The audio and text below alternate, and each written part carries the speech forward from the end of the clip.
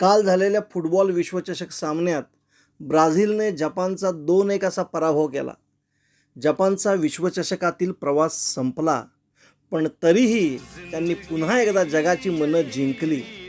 सामना संपल्यानंतर जपानचे खेळाडू आणि प्रशिक्षक आपल्या चाहत्यांसमोर गेले आणि त्यांनी नम्रपणे वाकून पराभवाबद्दल दिलगिरी व्यक्त केली.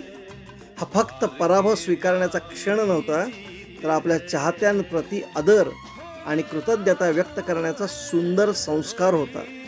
इतकंच नाही, जपानी चाहत्यांनी नेहमीप्रमाणे स्टेडियममधील आपला संपूर्ण कचरा स्वतः गोळा केला आणि जागा स्वच्छ करूनच बाहेर पडले. विजय असो किंवा पराभव, शिस्त, स्वच्छता, नम्रता आणि समाजाप्रती असलेली जबाबदारी हीच जपानची खरी ओळख आहे. खेळ जिंकणारे अनेक असतात, पण मन जिंकणारे खूपच थोडे असतात. जपान सामना हरला असेल, पण आपल्या संस्कारांनी पुन्हा एकदा संपूर्ण जगाचं मन जिंकून दाखवलं.